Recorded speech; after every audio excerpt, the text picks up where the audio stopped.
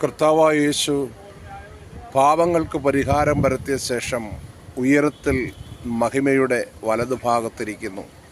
എബ്രായർക്കെഴുതിയ ലേഖനം 1-ാം അധ്യായം 3-ാം വാക്യത്തിൻ്റെ അവസാന ഭാഗം വിളിച്ചു പറയുന്നു, നമ്മുടെ കർത്താവ് മനുഷ്യൻ്റെ പാപങ്ങൾക്ക് പരിഹാരം വരുത്തിയവനാണ്.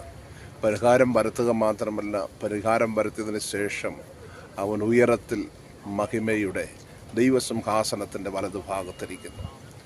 ഈ സമയം ഒരു ശുഭ സന്ദേശം വിളിച്ചു പറയട്ടെ.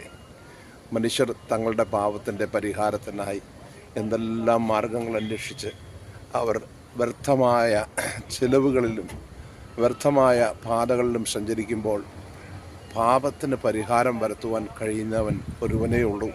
അവൻ സ്വർഗത്തിൽ നിന്നിറങ്ങി വന്ന സാക്ഷാൽ പാപമില്ലാത്തവൻ യേശു കർത്താവ്.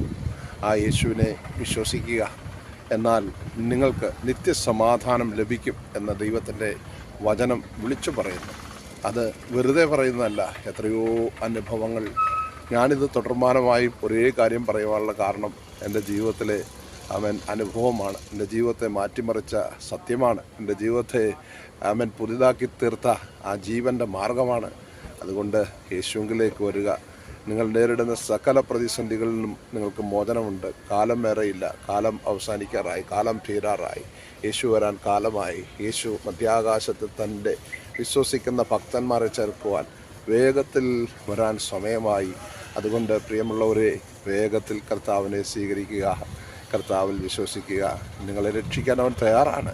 രാത്രി പകൽ വ്യത്യാസമില്ലാതെ നിങ്ങൾ നേരിടുന്ന എല്ലാ പ്രശ്നങ്ങളിൽ നിന്നും ഈ ലോകത്തിൽ നമ്മൾ എത്രയോ മനുഷ്യരെ ആശ്രയിച്ചു. ലോകത്തിൽ എത്രയോ ആളുകളുടെ അടുക്കൽ നമ്മൾ കടന്നുപോയി. എന്നാൽ അവരാരും സഹായിക്കാൻ കഴിയാതിരിക്കുമ്പോൾ പൂർണ്ണമായി രക്ഷിപ്പാൻ പ്രാപ്തനായ കർത്താവിൻ്റെ ബലമുള്ള കരത്തിലേക്ക് ജീവിതത്തെ സമർപ്പിക്കാമോ? കർത്താവ് നിങ്ങളെ സഹായിക്കട്ടെ. യേശുവേത് വിളിച്ച് അവനെ ഹൃദയത്തിൽ പാപങ്ങൾ ഏറ്റുപറഞ്ഞ് രക്ഷകനായി കർത്താവായി സ്വീകരിക്കുവാൻ ഒരിക്കൽ കൂടി ആഹ്വാനം ചെയ്തുകൊണ്ട് ഉയരത്തിൽ മഹിമയുടെ വലതുഭാഗത്ത് സർവശക്തിയോടെ രാജാതിരാജാവ്, കർത്താതി കർത്താവ്, ദേവാദിദേവൻ അവനെ സ്നേഹത്തോടെ സ്വീകരിക്കുക. യേശു നിങ്ങളെ അനുഗ്രഹിക്കട്ടെ. ആമേൻ.